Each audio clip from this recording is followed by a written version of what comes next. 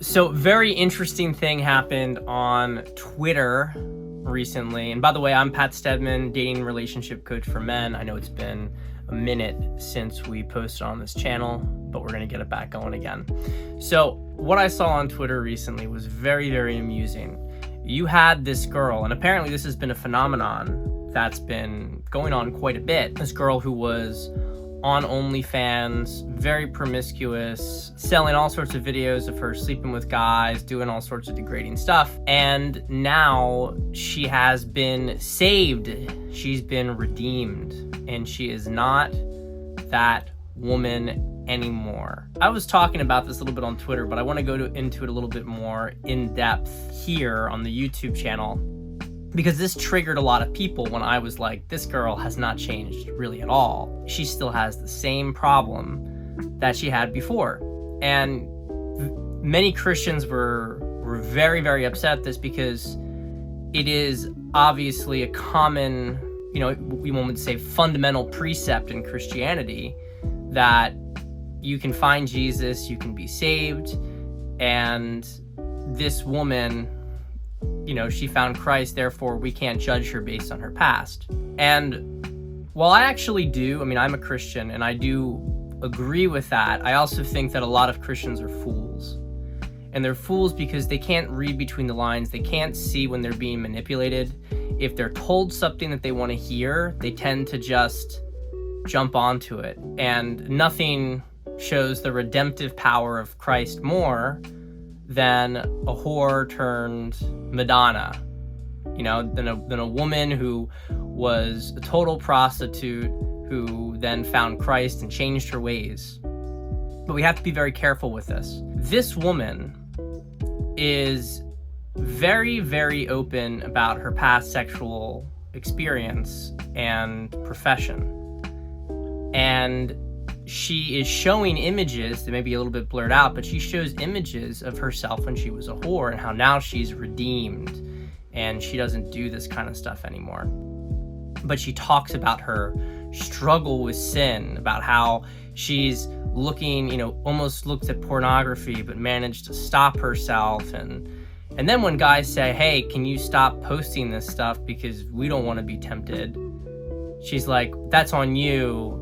You need to take care of yourself. You need to, I'm not responsible for your own temptation. And I like to call this erotic gaslighting. This is what this whole thing really is. First off, her problem isn't really lust. Her problem is not the fact that she was a whore, she likes to sleep around. I'm not saying that that's not a major problem that she's had, a major sin that she's had. But the big sin is vanity. For a woman who did all sorts of depraved things for attention, she's talking about how she doesn't do that stuff anymore. Now she's like Jesus' #1 fan, and she's getting tons of attention for the same thing. And she is obsessed with getting guys' attention, getting people to look at her, getting people to pay attention to her. She may have changed the type of content that she's producing, but she's still doing something that's designed to generate attention for her. She's using her faith as this sort of screen, but it's still the same mechanism as before. She wants attention. Before she was selling her body for attention. Now she's selling her redemptive arc for attention. And this makes her somebody who I consider to be very insincere in her faith, because it's very convenient for her. She hasn't disappeared from the spotlight. I think this is something that's very important, is that when genuine transformations occur, you see very different shifts in behavior. You don't see a shift in content, you see a shift in behavior. You see this in the political world quite a bit, where you see people who, I was like super, super left wing, and now I'm super MAGA based. And it happens in like the course of a month. And these people are just attention whores. That's the point. But it's this sort of story of like, here's how I'm now 100% MAGA because I realized this was wrong. Like it makes people on the right feel good, makes their beliefs feel justified. So they're really happy to invite these people. And the left has the same thing, right? All these never Trump Republicans You know, a lot of them got elevated because they were, well, you know, they're reasonable. They were Republicans and they left. Therefore, our ideas are, you know, legitimate. It's the same thing here. So you got to look for like the psychological instability going on. And this woman still has plenty of psychological instability. But here's the other really big thing, and this is what's important, is as a man, you need to be very aware of your own erotic drives. And I can tell you that a universal, any guy who's telling me that this isn't the case, I know he's full of shit. He's trying to put on a facade. Every guy is captured by the Madonna whore complex to some degree or another. And if you're aware of its existence in yourself as a man, then you're way ahead of the curve because you can start to fight against it. And the Madonna whore complex is the very same complex that leads to red pill guys talking about how they're going to go sleep with all these sluts, but then they're going to marry a virgin. You see it predominant in some cultures more than others, emphasized, but everybody wants the Madonna and the whore in a woman. And when they can't get it, it often leads to a psychological split where you have the wife who's pure, the mother of your children, then you have the mistress who you can degrade and do all sorts of filthy things with because she doesn't represent that purity. Now, in a healthy relationship, you look for the integration of these two archetypes in a woman. So you have a good woman who you bring out this dirty energy from in a contained space, so you have erotic charge with her. A lot of people don't know how to do this because they don't know how to open up in a relationship and release their own shame to develop that sort of erotic and pure connection at the same time. Usually it's either or. What this woman is doing is she's playing on something that you've seen in a lot of, you know, exorcist movies, also a lot of movies that sort of actually mock the faith to a certain extent, where you have a woman who is, you know, she's so dirty, but she wants to be saved, or she's a good girl who's going to become dirty. This is like a perennial sort of erotic arc where you have good girl gone bad. And with that is the bad girl who's gone good, because the bad girl who's gone good, well, maybe she's redeemable, maybe she's wife material, but she's still got that whore. He's like, maybe I can get that whore to myself, but she's legitimized. In the other case, it's that maybe this girl's so good, but she's really filthy on the inside, let me get her. It's always that the woman presents as this pure figure, but has a dirty core. And men really want that.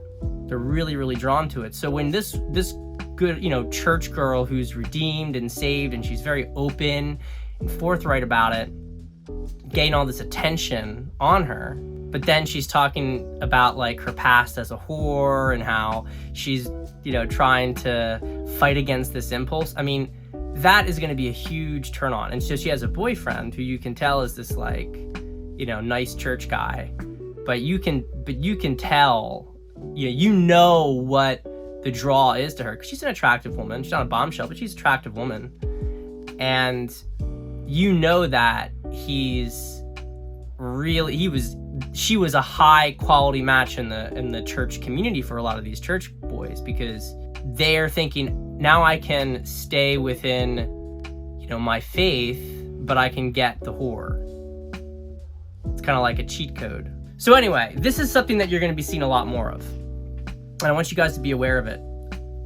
There are going to be a lot of women who are going to be leaving OnlyFans and are going to be moving towards this sort of redemption arc, because that's the best to be fair to them, first off, it's a good arc if it's sincere, and second off, it's the best chance that they have, because most guys are not going to accept women's past at all. So they're going to have to really emphasize the religious conversion aspect in order to let guys drop their guard enough to take them in. And I want to be clear, I'm not saying that, you know, she might be a great girlfriend.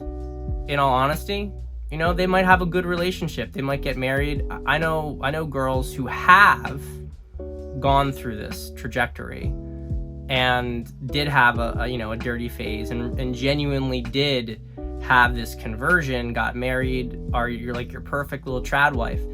But with that came a corresponding reduction in seeking for attention. And this is what I think is important for guys to pay attention to. If you want to do this path, and by the way, I totally understand why no guy would ever want to take a woman who had done OnlyFans. I wouldn't personally. But you are going to see a lot of this because a lot of, Gen Z women in particular fell for this trap of the easy money, and they are going to be trying to find men, and they're going to have to deal with the fact that there's pictures of them on the internet, sucking some other guy's dick. So what they're going to do is they're going to push this redemption arc. What you want to look for, if this woman is genuine, and if you're willing to accept it, okay? If you're willing to accept it. If she's genuine, she is not going to be seeking a lot of attention. And at a minimum, once you start dating, she's going to give up the attention. Because the attention is so directly, you have the vanity, but it's also connected to lust. Because lust for women is fundamentally about having men desire them and want them. So, this church girl who's talking about her struggle against sin is 100% getting guys erotically fixated on her, but then she gaslights them into saying that she's not doing it, that she's really pure and they're just bad. Anybody who points this out is bad. It's manipulation. You don't want a girl who's going to be doing that stuff. You want a girl who is very genuine and sincere, and you're going to know she's genuine and sincere because she's living a more modest existence. I'll leave this with an anecdote. One of the guys commented that there had been a woman that he knew who had been a prostitute and had a really rough life. And what she did was she quietly opened a women's shelter in Southeast Asia to take care of women who were coming from sexual abuse and trafficking. She was not out there trying to get attention. She was not out there trying to, show her conversion to a good girl. She was simply out there doing good things, not looking for attention, just trying to live a normal life. That's what you're going to want to look for with this. Humility, not arrogance, not this desire to be legitimized. People who are honest about their past don't want to legitimize themselves from it. They look for legitimacy within. They're not looking at it from the crowd. If you like this video, don't forget to like the video and comment. Give a positive comment, helps a lot. Subscribe to the channel. And if you're interested in really leveling up your dating life, go check out my masterclass. It's 18.5 hours of material. I'll take you through your whole life cycle with women. The link to buy it's in the bio below. And you will also, if you decide to do coaching with me, have that masterclass purchase deducted from the coaching fee. So I will see you there.